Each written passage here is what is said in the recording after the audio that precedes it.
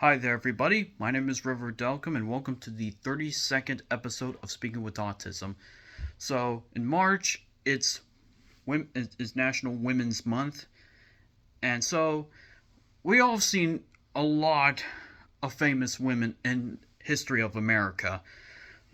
From Rosa Parks to the three women who helped with NASA, Sally Field, and all these famous women in America.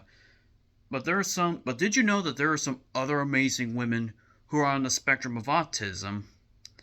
And so it made me thinking, like, so I was figuring out, how could you see a signs or symptoms of a female person, if she has autism? So, and know the different, and why is a woman's autism different from men's autism? So then I will make more videos this week before Easter as a continuation for famous women who have autism, and why are they famous for that more than just autism, for this week. And I promise I'll do that very fast. So, men, women, we're all non-binary, all that kind of stuff. No matter what we are, some of us may only be on the spectrum of autism, even if they don't know that. Just like me, I was diagnosed 3 years old, didn't know about it till I was 16. Which, by the way, April will be National Autism Awareness Month, and I'll hopefully be posting a lot of videos. So just bear with me on this, because it's very hard due to school, plays, and all that stuff. So how can you tell if like, say, your daughter may have autism? According to the Adult Autism Center, here are some of the checklists that could be a sign of autism for your daughter, or to a woman or a girl. Number 1, resistance to touching. Some people like to be touched, but if it makes it to a point where it makes you uncomfortable, that's not cool. But if you don't want to touch something, like touching your skin, touching your table, water bottles, or anything, you're hesitant. She's hesitating to touch things, and you're wondering what's wrong with it. It's just, like example, this table, this stool. Why are you here? And she may not want to touch it because it could something happen, or just didn't feel like it because she has no interest of even touching an object, or being like hugged at, or doing like this. Now, you could be thinking that it makes the person feel uncomfortable. That's true, but it also, at the same time, you don't know what's really like going on. So, and she doesn't know what's really happening. She doesn't even trust the object or the person at all until developing growth. The second option, number 2, having a preference to spend time alone. And so, whenever we like to have conversations, even if some of it has to be uncomfortable, and a lot of times, uncomfortable conversation just gets people don't want to talk about it, because it can be certain topics, just like speaking about autism. That can be an uncomfortable topic unless it's time to talk about it.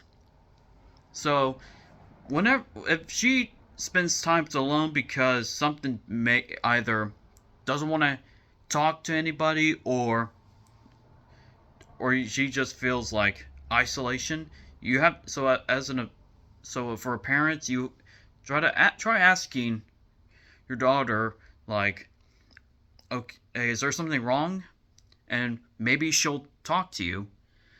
But there will be times where, like, if she's having a preference to just spend time alone, and that's like a disconnection to hanging out, talking to more people, because today's day and age, we're so disconnected because we're always on our phones or on the computer most of the time. We feel so disconnected nowadays because you're trying to talk to somebody, but at the same time, you're more disconnected more than you are more than you thought, because because the person wants to spend time alone, and that's a bad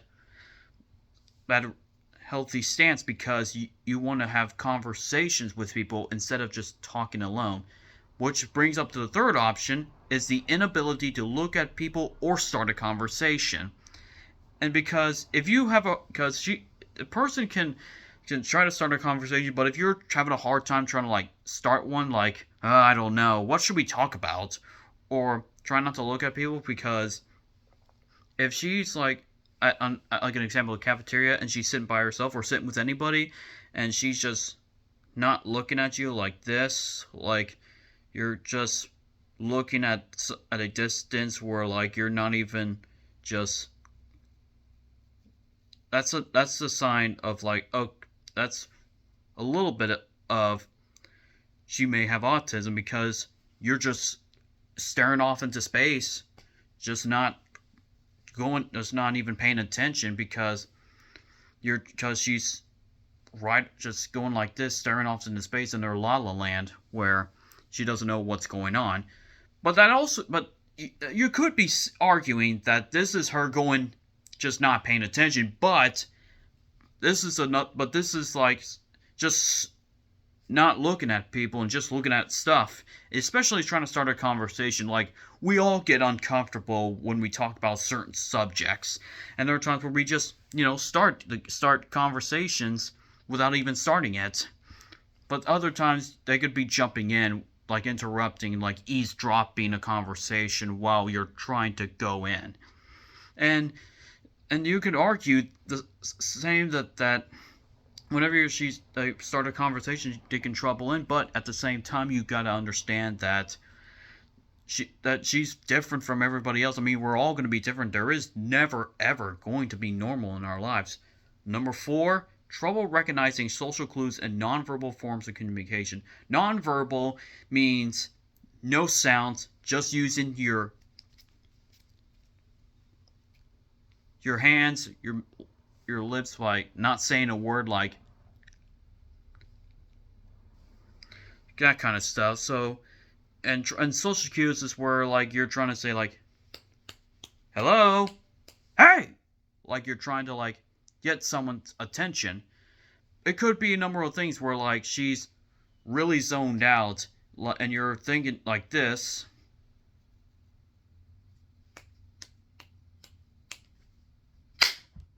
See, that's what's having a hard time trying to recognize social cues, is you're zoned out into something that you have no idea what you're going through, you're staring at something, and then later on you hear, oh, okay, yeah. That's a very important thing, because you may think that something's wrong. She may have a seizure or something, but that's just having a hard time wanting to learn when to click, saying, oh yes, what is it?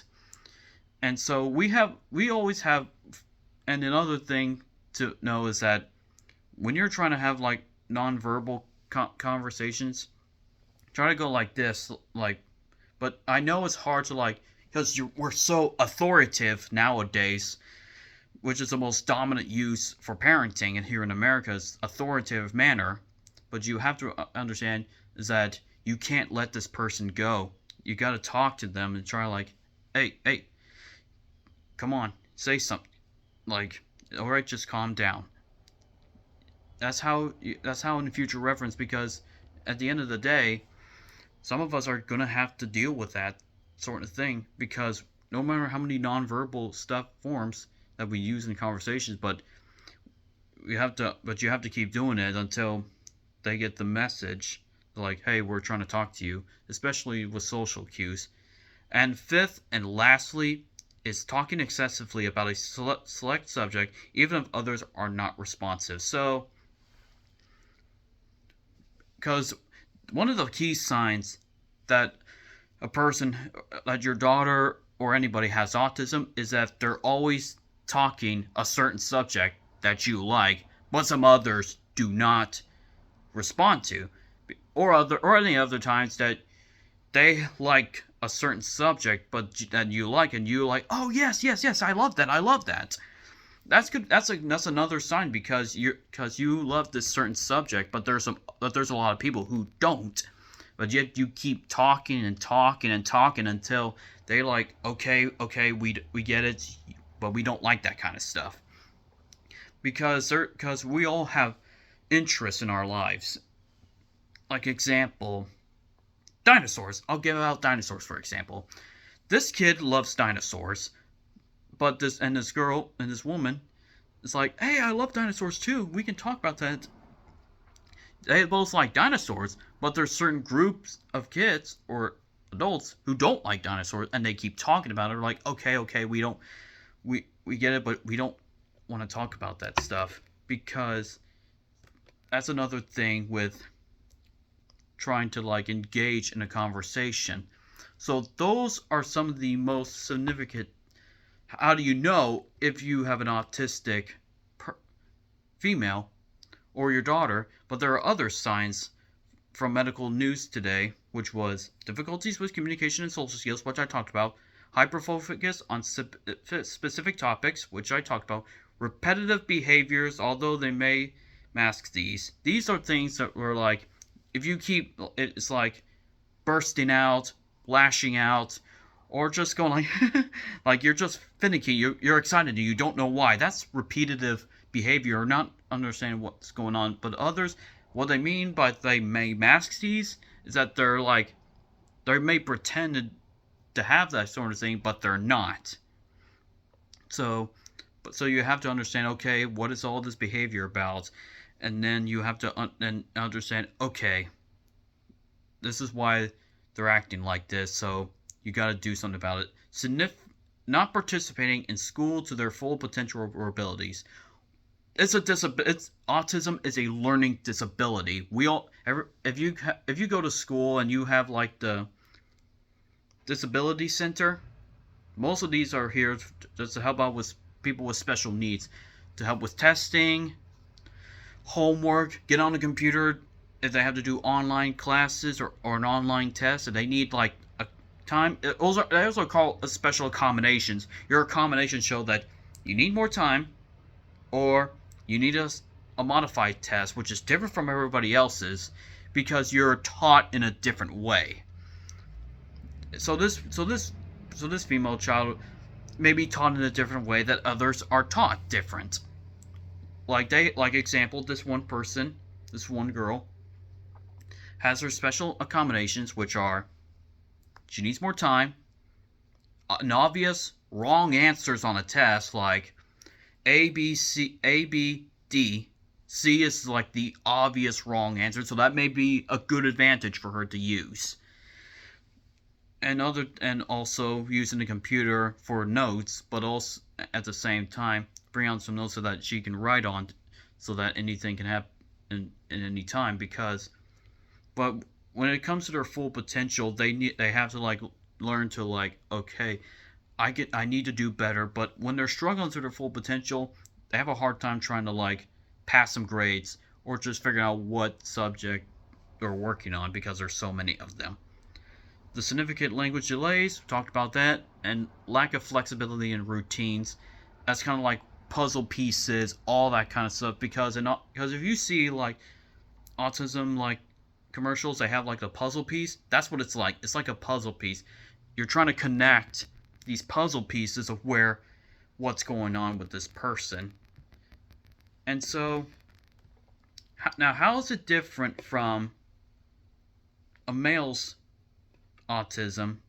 Well, according to the National Diagnosis Guidelines, girls on the spectrum are likely to display less infrequent behaviors and stereotypes and use of gender and frequency of nonverbal gesture communication than men, which can be more than likely based on how they react, how they speak, and how they do all that stuff. So there's always different ways of like how to understand, how can we tell the difference if this person has autism or not. We're still experimenting, or trying to figure out how can we identify autism in like in social and behavior, especially verbal or nonverbal ways. And so it's hard. So it's better to understand that no matter what gender, like male, female, non-binary, all that stuff, there's gonna be there's gonna be a spectrum, whether if it was autism, ADHD, ASD, all that stuff can come about, and we want to know what's going on. Thank you guys so much for coming up to this video. Please comment, like, subscribe, ring the bell for notifications. I want to thank my parents and of course my mom, because it's National Women's Month, and and for other women here in America and the entire world. My name is River Delcom, and I speak autism. Have a nice day.